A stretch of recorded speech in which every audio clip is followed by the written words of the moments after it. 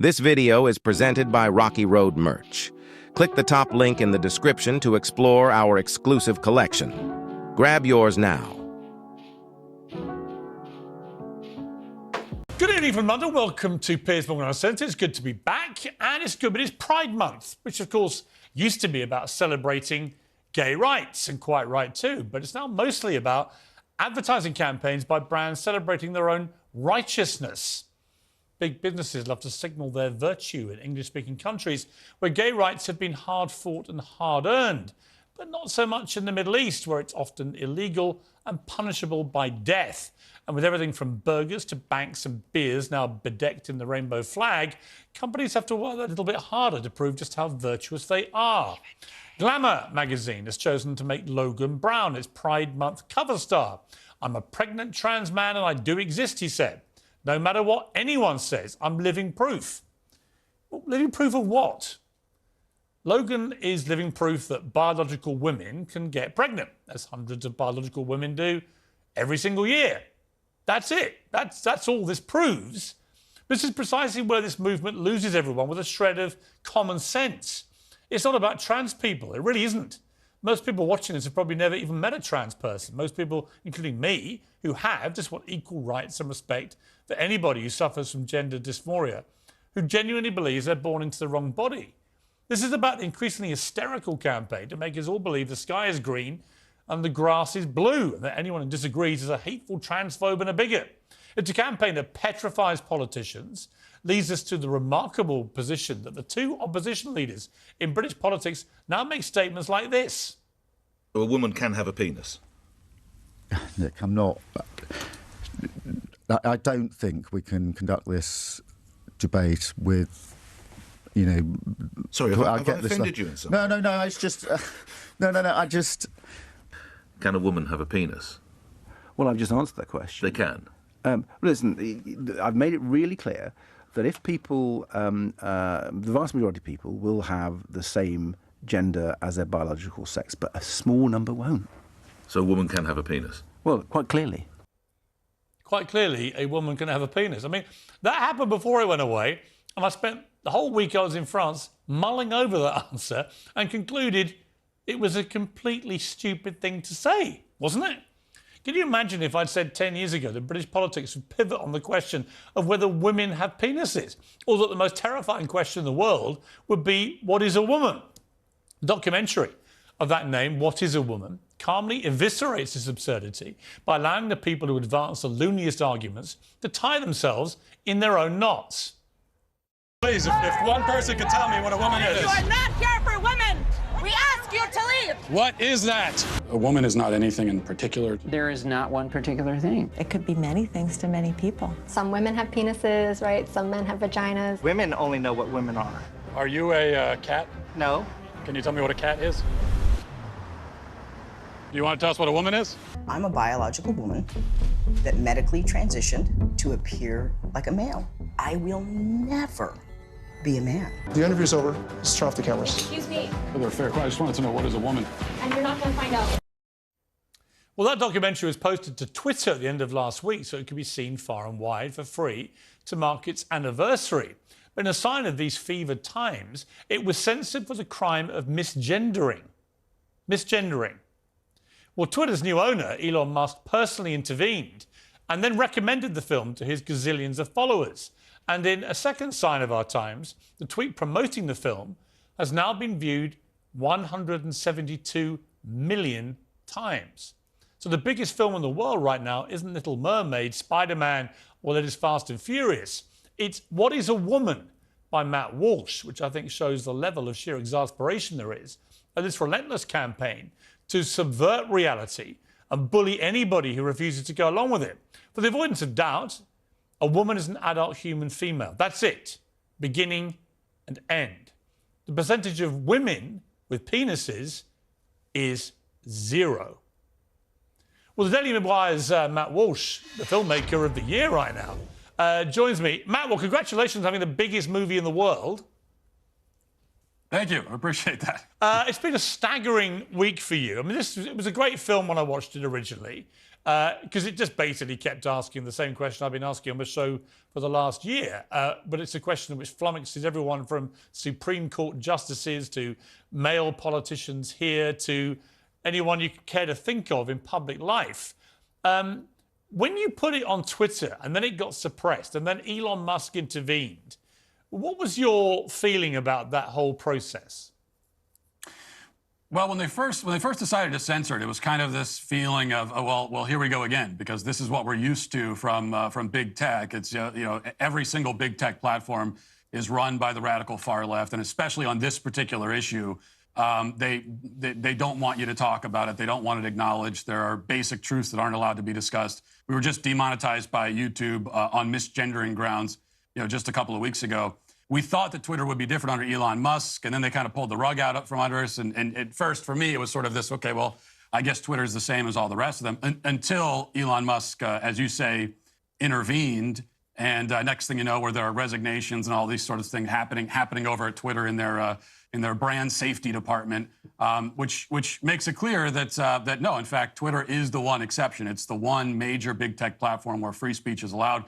So I was happy that, of course, how it worked out, but also that this film, on top of dealing with the gender issue, also could succeed in really a victory for free speech. I think it's a really important victory for free speech, because if it had gone the other way and Twitter had decided to keep this film censored, then that would set a really dangerous precedent, I think, for all the other platforms. Yeah, no question. Elon Musk said this in reply to someone who tweeted him. This was a mistake by many people at Twitter, talking about the suppression of your film. It's definitely allowed. Whether or not you agree with using someone's preferred pronouns, not doing so is at most rude and certainly breaks no laws. I should know that I do personally use someone's preferred pronouns, just as I use someone's preferred name, simply from a standpoint of good manners. However, for the same reason I object to rude behaviour, ostracism or threats of violence if the wrong pronoun or name is used, which I think is a pretty reasonable position. I mean, is that a position you would share? No, I don't personally share that position. I'm not going to use preferred pronouns. I'm going to use the pronouns that are accurate. I just reject the concept of preferred pronouns. You can prefer whatever pronoun you want or whatever adverb or noun you want, but that doesn't mean that I have to use it. You don't get to put words in my mouth. However, the position that Elon Musk has on this is it's a position a lot of people have, and at the very least, it respects free speech. So this is what he's going to do, but you can say what you want, because you can't force someone else to share your perceptions. That's what the preferred pronoun thing is all about. Yeah. They're trying to not only put words in your mouth, they want you to affirm their perception of reality.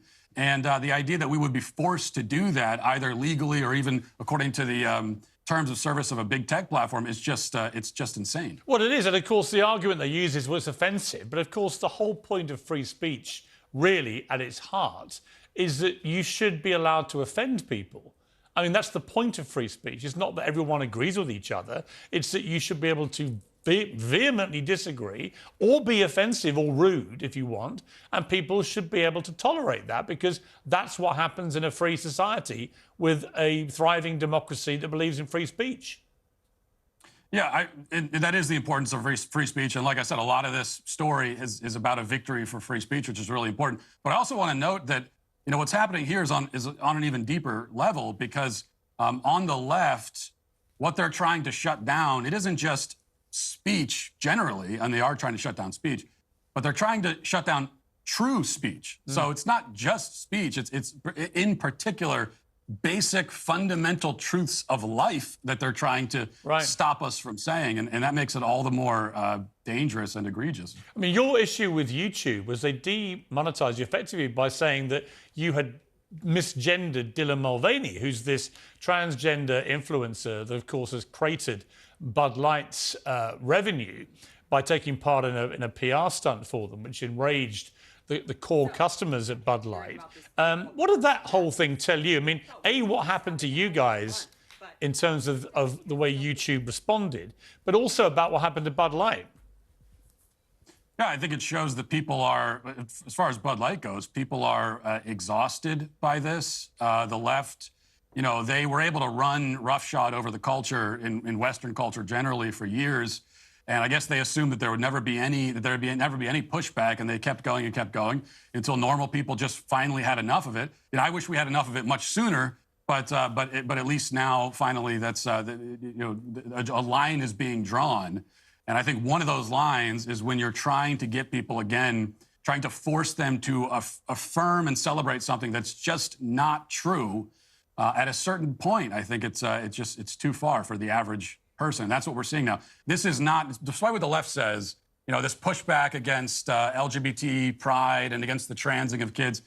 This is not some sinister right-wing, well-funded conspiracy. This is really a groundswell thing. This is grassroots. These are just normal people who've had enough of it. Yeah, I completely agree. And in Dylan Mulvaney's case, I mean, Dylan Mulvaney identified as a gay man until last year. And a lot of women have been genuinely outraged that Dylan Mulvaney has been putting out these videos effectively mocking women, actually, if you look at them. And that's been my problem with what Dylan Mulvaney's done. So Dylan Mulvaney can call herself whatever she wants. I don't care. What she can't do, I don't think, is make millions of dollars mocking the concept of womanhood when, until last year, she identified as a gay man and is clearly a biological male. And it's also the irony that we hear so much about the dangers of appropriation these days, even when it comes to things like Halloween costumes, where someone is clearly just having fun and they put on a Native American Halloween costume, whatever it may be. We're told that that's horrifically racist and it's demonizing and it's a caricature of the person you're wearing the costume of. Well, that's exactly what Dylan Mulvaney is doing. He's making a caricature of womanhood. This cover of Glamour magazine involving Logan Brown, who is a trans man, appearing to be a pregnant man on the cover. But of course, Logan Brown is a biological female. So it's actually a pregnant female that we're looking at on the cover.